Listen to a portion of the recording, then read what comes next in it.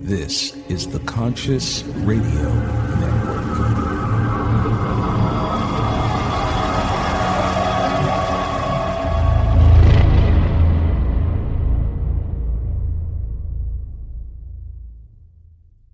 Oh, man. I just like that opening. It's just creepy, isn't it? Man. Awesome. Welcome to True Ghost Stories. Good evening, wherever you might be. Welcome to Conscious Radio Network's True Ghost Stories. I'm your host, Reverend Dr. Paul Mekas. If this is your first time, please click subscribe, like, share, comment, and also don't forget to follow wherever you listen to your podcast. Tonight, we have with us, for the first time, Lori Martinez. How you doing, Lori? How you doing? I'm wonderful, Paul. How are you? Normally, I don't have clapping on a Halloween show, but you deserve it. All right. Thank you for your service in law enforcement all these years. Thank you very much. Thank you. You're welcome. So we don't hear much about any stories from first responders or law enforcement, firefighters and stuff. We hear some from like military personnel every now and then if they're willing to tell these stories. We would like we have an interesting history with paranormal investigation in Casadega here in Florida, and we met quite a few years ago. I don't know how it was, about 10 years. Time flies. It's been a while. Yeah. We've done actually that investigation in Casadega as a global, I forgot the name of it. World Ghost Hunt Days. Yeah. Yeah. World Ghost Hunt. It was big. That was huge. I'm sure you've had some experiences that we'd like to share tonight with everybody, to what you have experienced that may have kind of just set you off, that you just didn't expect, especially being on duty, on or off duty. Now, some of your experience, were most of them on duty? Absolutely. Mm-hmm. Which one really gives you the goosebumps, or which would give us the goosebumps? That would probably be the one where, you want me to tell you the full story? Like, I can tell you the full story. Yeah. This husband had found out that his wife was cheating on him, and he happened to find out where she was at, where they both were at. So he drives the minivan over there to the boyfriend's house, and he does a drive-by. He shoots the gun a few times, and he sees everybody go down on the ground, and he thought he shot her and the boyfriend. Yeah. So she calls 911. Obviously, she's okay. She didn't get hit. She calls 911. They send myself out there along with other units to be on the lookout for the shooter, for this man. Well, while we're converging onto the scene, once we find out pretty much where his house is, because it's a very close area to where the shooting occurred. Mm-hmm. Am I allowed to say the word of the police department that stopped him? The traffic stop on him? I don't see why not. Okay. So while we're all looking for the suspect in his minivan, Fruitland Park was able to spot him and pull him over. So I'm overhearing this on the radio that they've stopped him, but he won't get out of the car. They're trying to, talk him out, but he won't get out of the car. So as I'm arriving on scene, we're pretty much converging on him. I'm coming from actually right in front of him. I'm coming from in front of him, and he could see me coming with my lights on. He steps out of the minivan, and unfortunately, he decides to commit suicide without even talking to him to let him know that, hey, you know what, the wife's still alive. Maybe we can all just talk about this. You know what I mean? Like, without knowing if he really killed her or not, he stepped out of the minivan and he just shot himself. So that was pretty tough, obviously seeing that. But as these scenes go, pretty much it lasted for a few hours. You have the detectives that come out, you have, FD that comes out, and then he's taken away from the scene. And still there. I'm the last unit still there. And it was probably about 2 or 3 in the morning once everything was over. Fire department was just got done spraying off the pavement. Hmm. It's eerie, like smoke comes up off the pavement Yeah. instantly. No, not smoke. I'm sorry. This eerie. You're editing this, right? Okay. Yeah, it can, depending on how gross it is. For this, it was just an eerie moment. Like after they get done spraying off the pavement, this mist. There you go. Like some eerie mist was like just started kind of like building up everywhere. I'm like, yeah, I just tried to ignore it because I'm trying to work on my report. So, I'm working on my computer, trying to type up the report from the incident that happened. And next thing you know, my computer like freezes and then it just goes out. Ooh. And I'm like, that's odd. So I'm just sitting there hitting it. Like, what's going on? And then my radio starts switching channels. Literally, my radio starts switching channels. So there's all this white noise and different channels happening. And then my dash lights start going off and on. And I'm like, okay, this is super crazy. What's going on? Right now, we talk about it. I've got goosebumps just remembering this moment. So I start to feel suddenly this pressure on my shoulders, like this heavy weight on my shoulders. It was the weirdest feeling. Like I suddenly was not alone. Yeah. And out of the corner of my eye, I see this shadow figure like in the back seat of my car. And I'm like, oh my God, it hit me. I'm like, I'm the last one here. So this gotta be this guy. Because it just felt so oppressive. And I started feeling all these emotions and of like anger and resentment and the frustration. It was all these crazy emotions I started getting. And I know that it was coming from this guy. It had to have been him in my car Mhm. because he was affecting all of my equipment. It was just going absolutely crazy.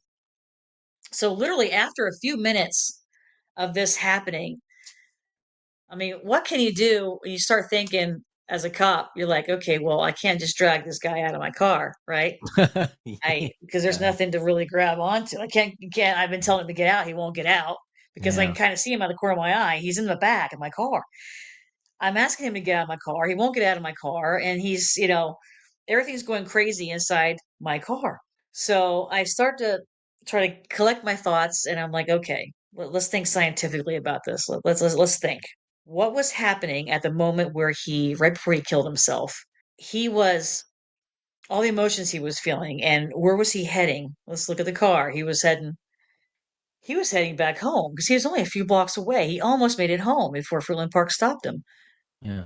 I'm like, well, maybe he just wants to go home because we stopped his progression to go home. So I thought, well, let's give it a shot. I mean, nothing else is working. He's not getting out of my car. I can't physically take him out of my car. So I was able to get the car and to drive, and I flew to his house. Again, it was only a couple blocks away. I was able to get there. Yeah. And I'm like, you know what, buddy? I don't know if this is gonna work or not, but I have a feeling you just want to go home. So we're gonna do that. I pull up to his house and I stop in front of his house and I said, all right, there's your house. Get out of my car. Get out right now. Didn't use the nice words like that, but we're, Yeah. on online here. So as soon as I told him to get out of my car, my computer literally popped back on to where I had left off on my report. Mm. My radio stopped switching channels and my lights went back to normal inside the dash and everything. Huh. And I was like, I had to sit back for a second. I was like, did that just happen? Like, that was so weird. That Yeah. was so weird. But that's what he wanted. He wanted to go home. So I took him there, dropped him off, and I put my car back in the drive and I got out of there. You got the hell out of there. I sure did. I mean, Yeah. that was just talk about stressful. It was very freaky, very freaky. I'm just glad I knew what I know, you know, about And that, spirit. yeah, and that begs the next question, or segues in the next question, is Mhm. in outside the realm of possibilities that any normal person would just freak the hell out and just like either think there's something wrong with their car, and think their car has been captured by a UFO. I don't know. Normal people would not react the way you did and handle this the way you did. I don't know how other people would react, but for the fact that you kind of just went, I know what this is. It's the spirit of this guy who just killed himself. Most people wouldn't put two and two together, but this is what you do. That's right. Yeah, that is creepy. Wow. Yeah, I don't know if I was in that situation, I don't. Yeah. I mean, I've got the same history. I mean, I see dead people all the time, but it's like it's not normally in that situation after someone just killed themselves and then kind of I don't know. So what have you heard anything since that incident? Has there been any, what do you call it, fallout from it? Any kind of residual from that after where that happening? No, in fact, the rest of the time I worked that zone, I never went back down that street again. I haven't gone back there. The wife never called back in. Of course, then she didn't know what happened. I mean, as to what after he shot himself. But I mean, am I curious as to is he still possibly visiting her and maybe haunting her? I don't know Yeah. because I did drop him off at his house. You know, I Mm. I would like to find. I would love to find out if that's still going on. But maybe he's been able to work through it and moved on. I don't know. Yeah, I'd hope so. He Yeah. came to his own justice and moved on. Hmm.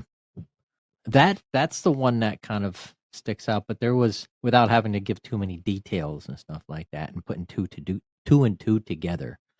You actually were on an episode of what was it? Paranormal 911 or something like that? I think that was the Yes. name of Mhm. it. Yeah. Yeah. Which is interesting because I'm like, someone reached out to me a few years back, a casting director for like Sci-Fi Channel or Travel Channel and stuff like that. And they were Mhm. asking me, hey, do you have a story to share? I'm like, well, I don't. And it was specifically for law enforcement or first responders. I'm like, well, I'm not really a first responder, but I know people. And that's when I reached out to you and go, hey, you interested? And you took the reins and heck yeah. Yeah. I told them a series of incidents that's happened at work, and that's the one that really stood out Mm-hmm. to the producer, and she jumped right on it because this is pretty intense.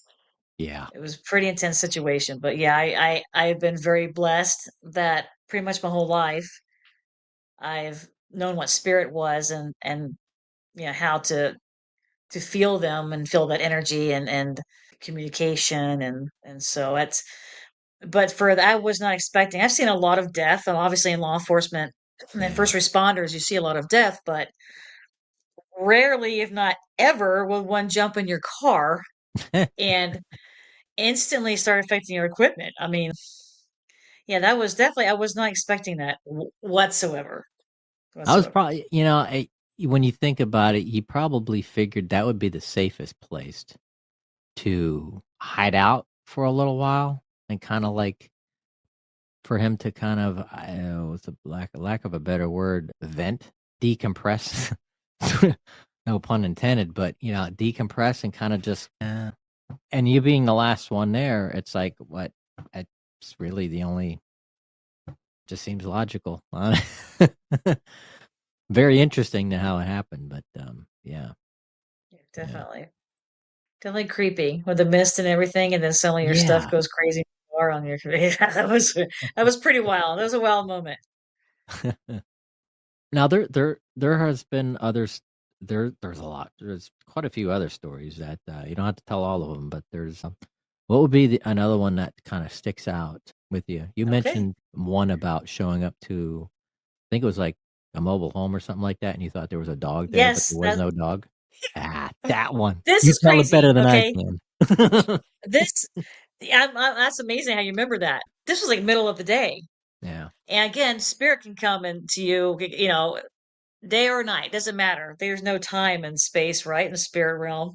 So Middle of the day, I get this call in Paisley, as part of Lake County where I worked, and Mm, the wife, an estranged wife, had called and wanted us to go and do a well-being check on her husband because she had just left him and he threatened all kinds of different things. He wanted to kill himself and take pills. He wanted to commit suicide. wow. So two of us, my zone partner and I, go out to the house, and we're very careful because she had mentioned that he had a gun. Mm, So we carefully approach the home and we knock on his door and we hear a dog barking. Okay. So, and you can actually, when we key up on the radio to let the county know, county, we're knocking on the door, but he's not answering, but we can hear the dog barking. So, do you mind trying to call the house? So mm, we could hear the phone ringing because our dispatcher's trying to call him to have him answer the phone and have him step out to talk to yeah. us. Again, he wasn't in any trouble at the time. It was just a well-being check. So we're not going to bust down the door, or anything like that. I was Right. just checking in on him. So again, we're here. The dog's still barking. We hear the dog barking. Even my partner, and then the radio, you can hear it. Dispatch hears it. Huh. This is just what's crazy.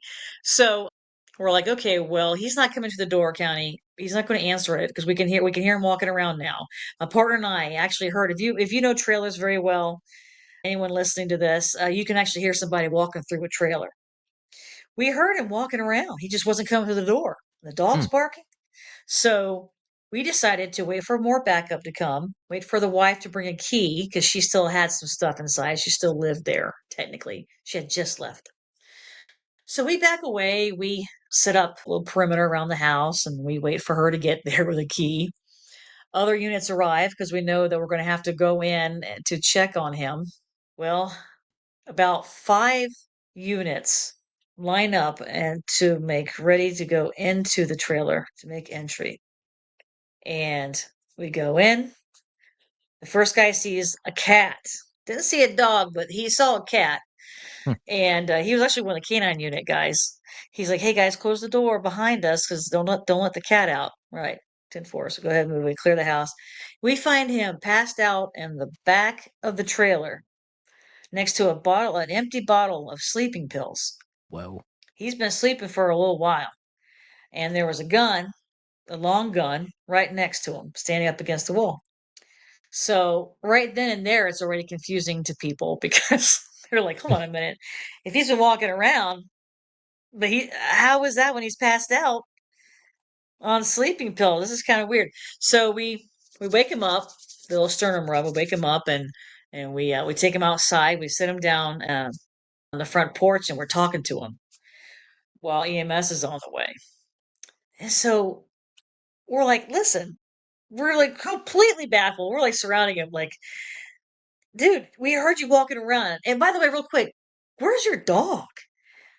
And he's like, "Dog?" He's like, "I don't have a dog." And I'm like, Yeah. "Sir, we heard your dog barking when you weren't answering the door. And then we also saw a cat inside." He's like, "I don't have any animals."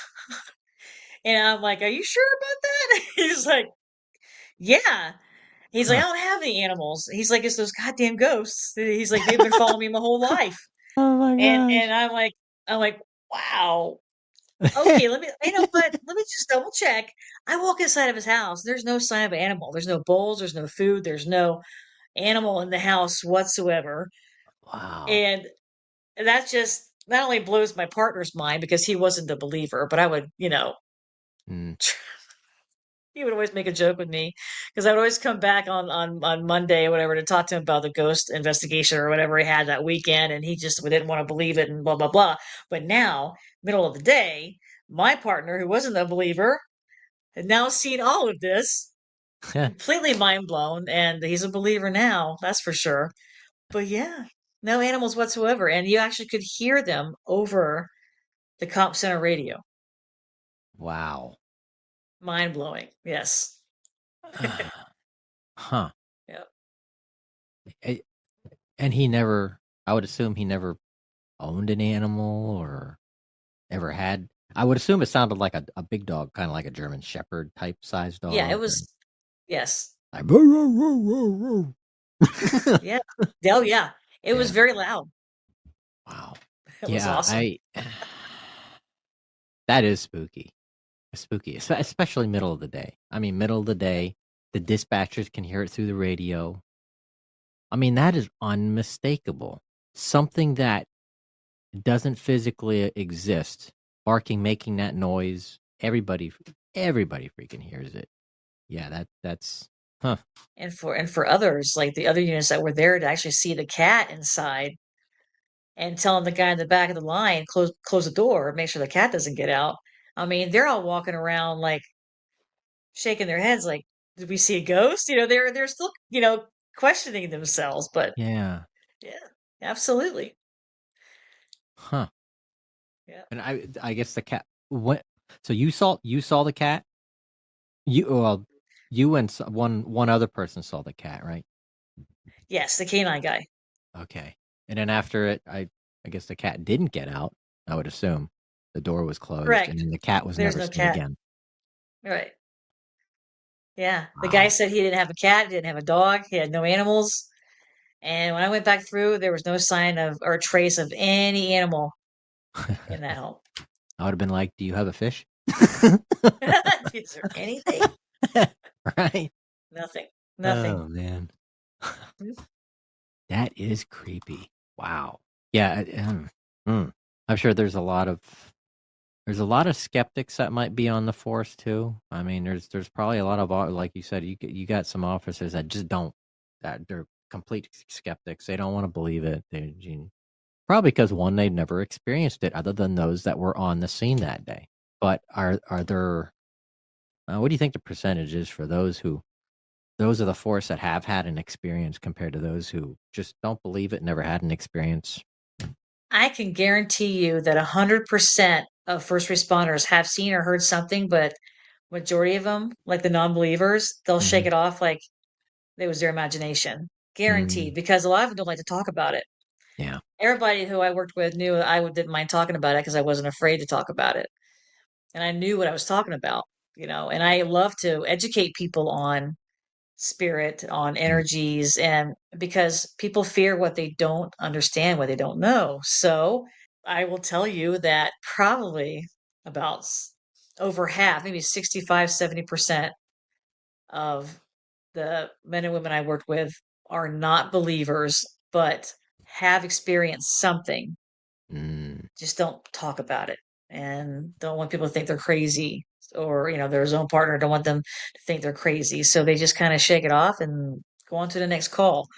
yeah. But every one of us have been on death calls, and there's always Yep. something kind of weird feeling about any death call. I mean, you know yeah, especially suicide calls. I mean, they're the tough ones because the energy is still there. It was Hmm. always tough for me to go to suicide calls because I could, you can still feel them because they're still there. And we've had some deputies that have said that they've gone to these suicide calls and lights in the house was turn off and on, and so they would step out to their vehicles and just sit there to wait for the ME or wait for the sergeant to come or EMS to come and pronounce them. Yeah. But I mean, people, yeah, we've seen stuff out there. Huh. Yeah. Is there only a particular person that's able to pronounce the time of death?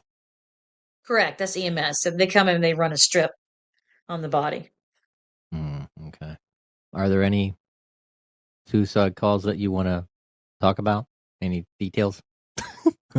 Oh, we without putting too much out there because I don't know who all's Oh listening. yeah, yeah. Anything that in a way that you don't have to give details or change the name or Oh boy, don't give too much.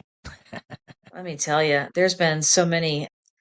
There's one that there's one that stands out to me, and it was two best friends. They were teenage boys, and they Mm. were playing Russian roulette pretty much with a gun, Whoa. but they also were suicidal. So they wrote a note out, and they were at the boathouse, and they were just playing with a gun, and they just one decided, okay, well, I'll shoot you, and then I'll shoot myself, and it was one of those type of scenes, and I was the first one out there to the boathouse, found the bodies and the note and the gun.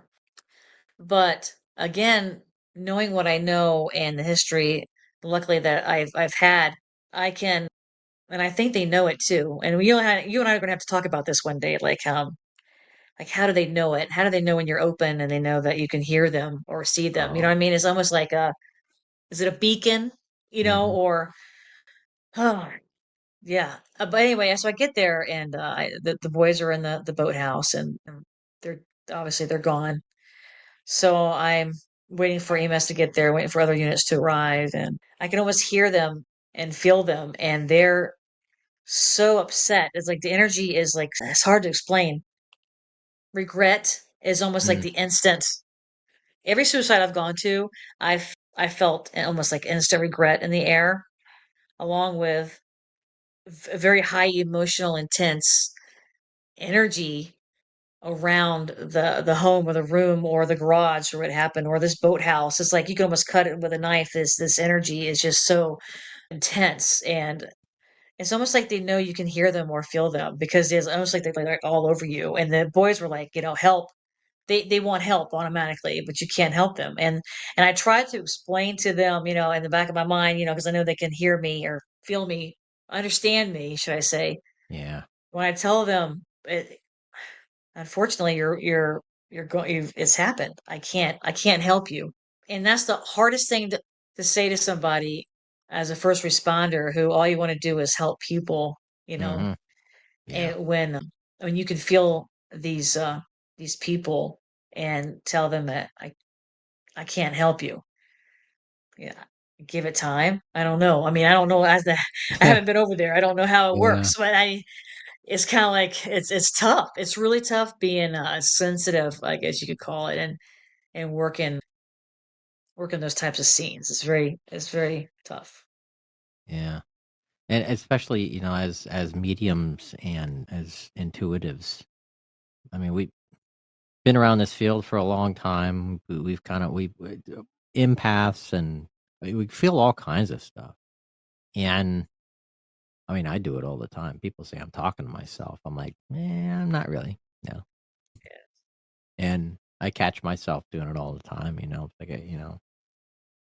it'll be okay, or this or that or that. No. Do you catch yourself in situations where you know what's happening? You forget about everything, what people are, the living. You forget about what the living think about you, just talking to yourself. But do you catch yourself when you go on the scene actually speaking out loud and comforting those who have passed?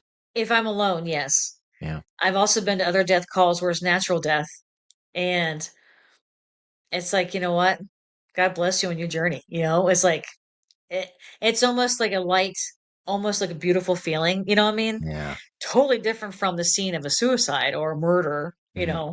It's like you feel almost like their happiness or their relief. You know, because I've gone Yeah. to a lot of the natural deaths too. They're older, or yeah. I mean, it's totally different feeling. But yeah, absolutely. Yeah, if I'm by myself, it was before cameras. We don't have Oh a. yeah. I didn't have to wear the camera Oh though. yeah, the body cams. Yeah, now those pick up Yeah. everything. Or they would think I would be absolutely nuts if I wore a camera then. Yeah. My supervisor is probably like, oh, she okay? Yeah, you're right. She's You're talking gonna get a like desk next nobody there. week. Yeah, I was like, all right. I do have body cam of I worked as an SRD for a little bit to keep my certification up at in Howie. Hmm. And I do have a pretty good body cam of another story. I don't know if you want to get into that one here soon, but when Yeah. I was just talking, huh? Before we do, we're gonna take Yes, a quick break for one of our sponsors. absolutely. But but you can finish up the quick note that you got there. Um, Okay. what were you gonna say before that, or was that it that The body you were cam mentioning? footage? Yeah, you were mentioning something about the body cam. Oh my gosh. So it was real late at night and we're parked out of one of the older schools there in Howie. Howie's a real small town. Yeah. And we're just talking about spirit and stuff like that because he was a believer. It's kind of great when I actually work with another person who believes as you do and believes there's definitely more than just us here. So we're just talking about it and like, wow, this is a really old building. I wonder what the history is in there. Next thing you know, Paul, the front door comes open. It What? pops. Bro, it pops open. It's 1 o'clock in the morning. The door pops open. And I look over at him because we're 50, 60 in the car. We're parked next to each Yeah. other. We're just talking, Yeah. And I'm like, do you see that? He's like, oh my God. He like went completely blank. He's like, yeah. I'm like, I said, bro, I think they want us to come in. This is like, it's an old school. I mean, they do, I don't know what they do there now with some of them. They do something that offices for something for the town, but it's like, oh my God. So we go in there. We end up searching searching the school to make sure that nobody was in there, physically robbing the Yeah. place. But the door popped open as we're talking about spirit, right? And then the Wow. front lobby, because the lights are censored, the lights come on. It was so cool. So you hear me on the body camera saying, "Oh my God, this is so cool! This is so cool!" As we're searching this building, and then we get to the back of the building, towards the back door near the bathrooms, and you can actually caught an EVP on my camera of a woman whispering something. And it wasn't Whoa. me, and it was a guy that I was with, my zone partner. So I'm like, that is so, I reviewed it later. I'm like, that is so awesome. I'm like, I still don't know what she was saying, but you could hear her, like, definitely a woman talking back in that back hallway. But it was just Wow. such an amazing, it was just so amazing. Of course, we didn't find anybody in there because it was spirit that popped the door open and turned on the lights, but it was great. Wow. In fact, I think I had that on one of my TikToks actually, but Yeah. of us searching it, and you could hear her, but it's pretty cool. I've got that. Yeah. What Yeah. was the utterance that she said? I'm not sure. I don't know. Yeah. Yeah. You might have the equipment there that you could probably hear better than I can. Yeah. Yeah. Yeah. Probably. Wow. Huh. It was so awesome. Man. Yeah. The things that. Yeah. It just to no end where the different experiences and stuff like that. Anything can happen. It's just nuts, and the way it happens, it's really cool. Oh Um, yeah. there was another story there was something else you had told me that had happened. Something about like a shower curtain or something like that. It's something to do with the shower curtain. I love your memory. That's great. Absolutely, brother. Some Okay. things I don't remember. There's a lot I don't remember, but when it comes to this stuff, man, I'm like a walking encyclopedia. This is crazy. Okay, so this time it happened, and it's called Grand Island. It's right there in Leesburg. Mm. And unfortunately, and this couple had got into a fight. And again, this was probably maybe just before sundown.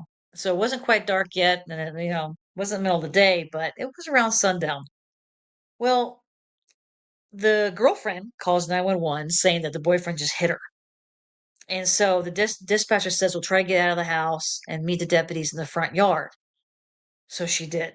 So my another zone partner, completely different guy, I'll call him Dave. Dave, him and I pull up into the front yard, and there's this girl out there, and unfortunately, she's all bloody, because he had popped her in the nose, and it was unfortunate, but she was all bloody, and so we ask her, "Where is he? Where's the boyfriend?" And she points inside the house, and we ask her, "Can we go inside and look for him?" She's like, "Yes, please go get him. He's inside the house." We're like, "Okay." So Dave and I go into the house, and immediately to our left, there's a hallway with a few doors. So we start searching to the left. First room was a bedroom. It was clear. We're fine. Now, for those who don't quite know how we search homes, we're very quiet. And so we'll whisper to each other, we'll give each other hand signals as we're going through the house because we don't want the bad guy to know we're coming. Yeah. We like to act on surprise. So we get to the second door and it's a bathroom. So the door was closed slightly, and Dave and I get on each side of the door frame. And I push the door open really hard. And with the wind from the door, it catches the shower curtain. And the shower curtain literally, it looked like it wrapped around a body, like somebody was standing in the tub. You know Mm-mm. what I mean? Like it literally formed itself around a body that was just standing there. So Yeah. him and I quickly we step back for a second, we look at each other, and we're messaging with our hands, like, "Did you see that?" He's like, "Yes." And I'm like, "Okay, on three, and we'll just go get him." Because obviously, this man who's hiding from us in the bathtub, we know he's there. We're going to get him, right? Yeah. I count to three. We bust into the bathroom. We go to, we go to grab the guy in the shower curtain. The guy is standing in the tub, and there's nobody there. We Wow. grabbed nothing but air. It was just like, what the hell just happened? You know what I mean? It's like, Oh, and Dave man. looks at me. He's like, Lori, I'm like, dude, here. I know you saw. We're sitting in the bathroom, literally having this conversation. Like, we're trying to be quiet. We're like, but we're freaking out at the same time because we know we just saw what we saw. And Dave, especially because he wasn't a believer either. Yeah. But we were like kind of freaking out, like, okay, that was so weird. Okay, let's just keep going. So then we finished clearing the house, and next thing you know, we had found out the guy had ran out the back door, and because the door was slightly open, the back door was open. So we caught him in the backyard later. But the whole point, and we had to talk about it after the call was over, was like, what the hell just happened? And and Dave was like, "Damn it, Lori, you and your ghosts." And I'm like, "It wasn't me." Every partner I've had always makes a joke about that, but no, that wasn't. I said, Dave, you saw what I saw. That guy was in there. There's something in there enough for us to want to go grab it, but there was nothing but air, man, nothing but air. Yeah. Wow. Yeah, Yeah. It. that was wild. Yeah. It's amazing the amount of, and I'm sure there's probably other calls than these 3 and 4, and there's probably 1.5 million that you could probably share. Have you heard any stories from any of the other first responders, other units like the fire department or EMS? Because I mean, they're the ones that have to pick up the bodies. Car accidents, suicide, Oh, especially car wow. accidents. Okay. I've seen some, I mean, me personally, I've seen some miracles at car accidents where the person should have died, but they weren't even touched. Oh yeah. I've seen that.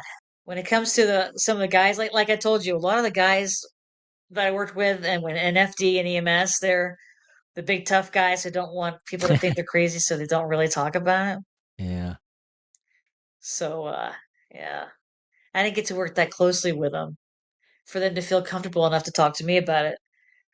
So Huh. There yeah. there was there is one guy when I was in basic with the state guard. We had shared. He was in a Nick. He was in the bottom bunk. I was in the top bunk next to the bed because I was way in the back of the barracks. And he was, I think he's South Florida FD. And until he knew what I did, it wasn't until like maybe the second or third, going into the second week of basic, when only a fraction of the people knew exactly what I did. How it's, you know, as a pastime. And then he started sharing stories. He's like, "You believe in that?" I'm like, Wow. "Yeah." And he's like, "Dude, I got some stories to tell you." I'm like, "I bet you do." It's awesome. and and we do it at night too. I mean, when it's dark on base, it is dark. Lights out at, what was it, 8 o'clock or 9 o'clock? 9 o'clock. 9 o'clock sharp. Lights out. Stories start going. That's great. But yeah, and I've heard stories from military and other areas of the first responders and stuff like that. But now, do you have any par? You've done some paranormal investigation work too, as well, right? Yes. Have any really creepy anything creepy to share with us during an investigation that you've been on? Well, when we first started investigating, my old team and I had a group of guys I actually worked with from the sheriff's office.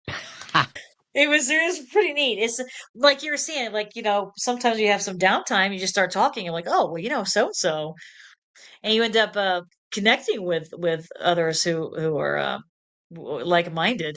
Yeah. And one was one guy in the group. He was our chopper pilot. He flew the sheriff's Oh, office helicopter, and of course they spend a lot of time in the hangar because they're always on call or they're sleeping there or they say, they go through shifts at the hangar. So he swore the hangar was haunted, yeah. and things would even we're talking like poltergeists and everything at the hangar. Yeah. So he has some really good stories there.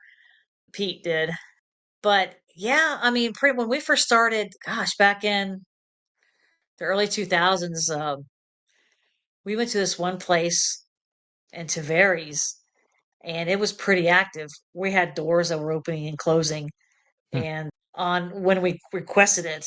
I'm not going to say on demands. I don't like the demand spirit or anything, but when you requested, yeah, things were coming open and closed, and of course you get the EVPs. I'm trying to think of a really something like super crazy that'd be scary, but I think a person out there who doesn't understand spirit, I think anything like that would be scary to Mm, them. But yeah. to us, it's like, oh, how neat! Can Yeah. you do that Right. again? But it's like, Yeah. oh man, just pretty much, those the basic doors opening and closing. I'm trying to think what. Oh boy, we've done so many, even throughout the years, even in Casadega. I mean, God, What was that one that we did in Cat? Because we picked up quite a few things in Casadega that night. spirit box upstairs. They were Yeah, the just spirit talking. box. Because we did one in the bathroom. It's Yeah, old. For those who are listening and watching, it's old house. It's probably what, like late 1800s, early 1900s home. Summerlin, the Two camp stories. office. Yeah. Yeah, Mhm. 2 stories. We're up on the second floor bathroom. It's an old Victorian style home, wood floors. So no matter where you walked, you'd hear everything. And yeah, it's small. Yeah, that was a small. Yeah, that's a very small bathroom. There was like 5 or 6 of us in there, just huddled. And Yeah, it's I just remember. like, okay, we got to turn on the water. Because if we turn on the water, because running water actually is a magnet for energy. And then Yes. we turned on the spirit box and started asking questions and recording it, audio and video recording it and stuff. But there were a couple things there's some details I don't remember. If there's Right. anything that you might remember, because there were a few areas that we recorded, but I'm not. There was so much happening that weekend. I was just a blur.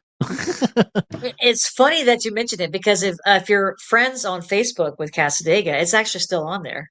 Our Really? investigation is still on there. Yeah, because it was live, so it kept it under video. Oh I yeah. was looking at it. It's been a few weeks, but I remember seeing that. I was like, wow, that was fun. Yeah, we had a lot of Wow. fun. But yeah, it's on there. Huh. Just it was hours. We were for a few hours. It was great. Yeah. Yeah. We That found was out about that was like, yeah, that was because what the heck? But like an all. But yeah, it was like throughout the whole night, wasn't it? it was I mean, literally, it was sporadic. just like, yeah, man. I was like, mm. Now, did you ever do the any experiences at the Howie Mansion? I remember we did an investigation with the church in the Howie Mansion years ago, Yeah. and it was like 2014 or something, like 2013 or 2014, when I was still with the Church Chapel of Spiritual Light in Orlando, and we decided to get the whole parish involved and select mediums to go in and do some readings first, and then do a table tipping seance in the ballroom, and then the entire rest of the night we just videotaped the entire property and just it was kind of like I don't know, what do you call that? It was like we were filming a documentary, almost like Blair Witch. It almost seemed like Blair Witch. We were just walking around, just Yeah. filming, just asking questions, and the medium was, just pulling the answers of what the spirits were telling her. But did you ever do anything at the Howie Mansion? Yes. I'm hoping I won't get in trouble. I can't get in trouble for this because I've already retired. Okay. So for years prior to them restoring the mansion, it sat there. Mm, And we're always getting calls left and right of trespassers. People always want to look at the Howie Mansion. Oh yeah. And so, but one night it was like really dead, no pun, it was really dead. So three of us from three different agencies, we kind of converged. We're all good friends. And I had a K2 meter, I have a Mhm. recorder, and we're like, let's go in and check it out. We're going to do a property check, make sure there's no trespassers and stuff like that. So we'll go check out the property because you can get right in one of the back doors Yeah. at the time. Can't do it now. So sure enough, middle of the night, we're walking around this big, almost empty place. It still has some items still left there. It was prior to renovation. We'll just remember that. So it was pretty wild. I was the only female of the three of us that were there. And after walking through with a recorder and reviewing it later, I did hear some EVPs of a female saying, "They're here. Leave. Leave now." But she Huh. was talking, it was almost like she was talking to somebody else, telling them to leave. Like, because we were there. What, the cops were there? I wasn't sure. I never could understand why she said, "Get out, leave now. They're here." So that Huh. was weird. But I had my K2 meter at one point in time, I put it down in the ballroom. And we stepped all the way back. We made sure our radios were off. Everything was off because, we're doing a property check and we didn't want to be bothered, right? So we turned off all of our equipment and we're watching. I asked a couple of questions and it started reacting. I started getting the lights, and I'm like, and the two guys I was with, of course, they were curious, but they had never seen anything, that would make them true believers. But they seen how it was reacting and answering some questions, and they also, as we're leaving, and we're walking down the long driveway towards the gate, we hear dogs running up behind us. Like, how you can hear dogs with the dog's nails or claws. Yeah. You could hear it. It almost sounded like maybe two dogs, and they were running up behind us, like trying to catch up to us or something. Huh. And I always meant to look back or try to research if they had dogs there, or if Mr. Howie had dogs or whatever. But we all heard that, and there was nothing behind us. But yeah, got an EVP, got some reactions on the K2, and we all physically heard at least two dogs running behind us. It was great. Hmm. Yeah. It's a beautiful place. That is a beautiful. I haven't been back since they finished the renovation. We were there when we did that whole night. That was, yeah, I think that was 2013. Yeah, 2013 or 2014. I don't remember. It was either before. I think it was before I went to Shanghai. But I think when you mention that spirit says, get out now."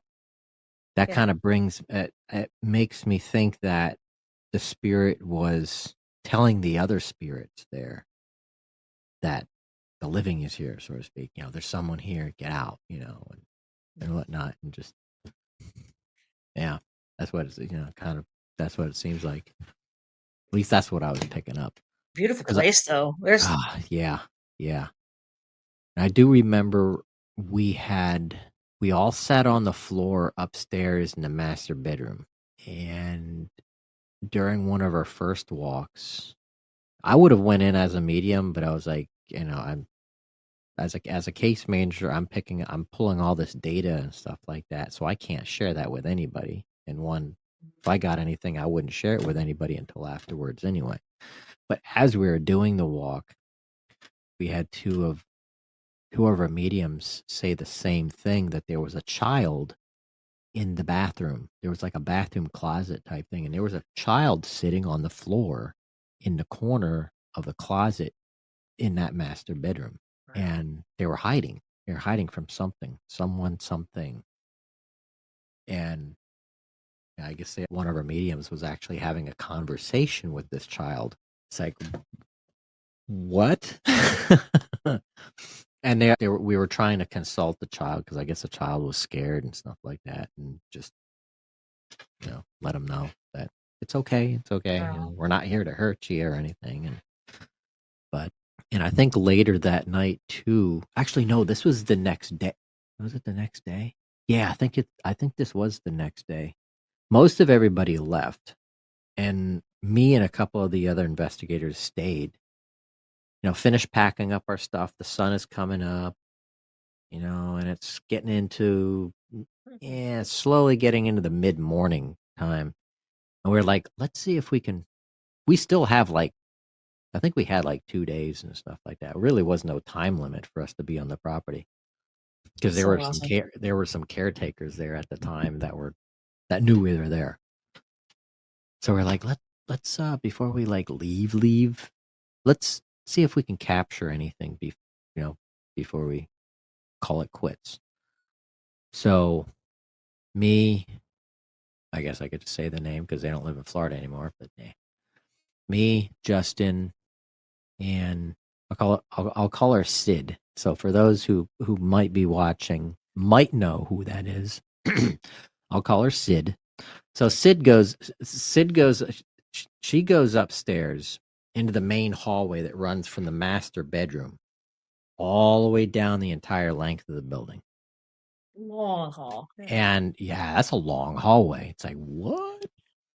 So I think she decides to go down opposite of the master bedroom and sits in the hallway against the wall. And I give her a digital recorder to just sit there and just talk, meditate, talk, and just have a conversation with spirit and see if she can personally pick up anything from the seance that she's going to have by herself, because we weren't going to stay in the house. Me and Justin were going to go downstairs outside and walk the garden and see if we can maybe capture anything from outside of the house. So me and Justin are walking around the garden there in the back, and suddenly Sid runs. She's yelling. You can hear her yelling from outside. She's yelling. And she comes outside. She's like, oh my God, I think I got something. And we're like, what? We play it, and you can just hear her talking. She's asking questions and stuff like that. And you can hear the utterance. I forget what the question was, but you can hear yes. And I think it was a male voice. Yeah. But she asked something, and there's a little pause, but then you hear yes. It's like, what? Whoa. She wasn't expecting that. No, that's what freaked her out. She's a medium. She does this all the time. She got that, and she just got spooked and got the hell out of Dodge. But, as you were talking about the child in the corner, it reminded me of a house that a lot of us deputies actually know is active spirit-wise because no one lives there, but yet we would get alarm calls all the time. And we always used to call it the house on Sunnyside. And whenever the alarm call would come in, we'd all kind of joke around with each other, like, "Oh, it's the ghost again." We never could understand why we're always getting alarm calls for this old plantation house off Sunnyside when no one lives there and there's no electricity. huh. Yeah, and what's crazy is, like, it was more than me. We're talking maybe 10 deputies, 12 deputies, or whoever worked whatever shift, just knew that house was empty and just didn't understand why we'd have to go. Well, of course, we'd always go out there, but why it would activate an alarm call for us. So, Yeah.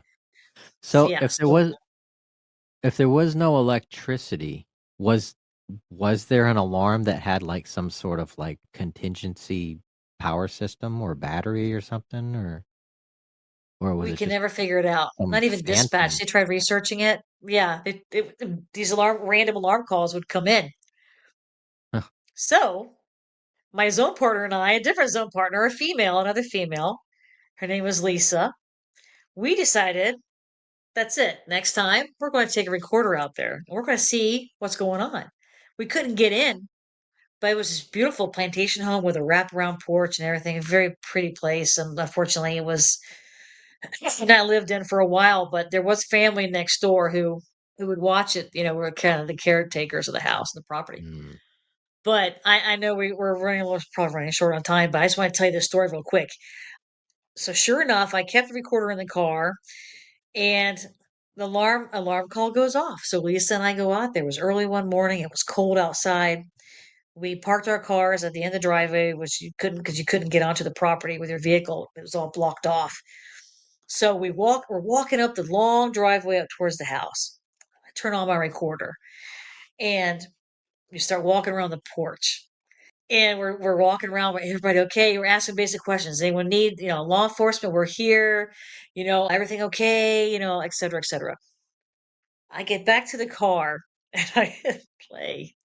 And you hear a little girl on the porch saying, I want to go home. I want to go home. And Lisa heard that too, and where our mouths just dropped. I want to go home. She's like, "Oh my God, Lori, we need to go back there. Let's walk back up the driveway and ask her if she's okay, and let's we need to talk to her." So we go back up the driveway and we're trying to communicate with the little girl. Now this is my picture. There's two deputies, right? They're like, Yeah. if people were to walk by, I mean, to see us, like, what are they doing? We're just trying to talk to spirit. Yeah. We're literally trying to communicate with this little girl we just heard on recorder. And we're asking, do you need any help or what's wrong? Or how can we help you? And of course, when I listen back, you hear a man clearly say, don't talk to them. Ooh. Yeah. I can't find anything on certain history or search. I don't, but the little Huh. girl, it melts your heart when you hear it. And then to hear him say very sternly, don't talk to them. That was just freaky. Just freaky as it is there. Yeah. So after that, we didn't get anything. It's like you can almost put your own story around that or build your own story and assume that, the girl is I I don't know, it used to live there maybe. I don't Yeah, it's hard to say. And then the guy may have but Yeah. you could always assume all this else, and you can all assume anything. The only thing is like pulling records. What are the records of that place? Who died, who passed away on the property? And maybe not Yeah. only who died on the property, but who worked on the property. I mean, shoot, these spirits could have been residences of that property way back at, 1800s. Yeah. Maybe both of them were like slaves back in the plantation era. And the girl was a slave that got kidnapped from her original family and wanted to go back home. Yeah. She came through very clear. And Yeah. it was just heart wrenching. Eesh. And hearing him, it was just make your skin crawl. It was just really, it was weird. So Lisa and I pretty much, we left because we didn't get anything else after that. But are the calls still coming in? Yes. Because I have friends who obviously still work in the area and Yeah. they get their random alarm calls out of the house. That's odd though. It's like how I don't know. I mean, it's like where does the alarm? I mean, if there's no power, it's like where, like what? How can there be an alarm if there's no alarm and no power to power the alarm for the alarm to go off? That's weird. It's like Correct. what? It's like what actually signals that or triggers it?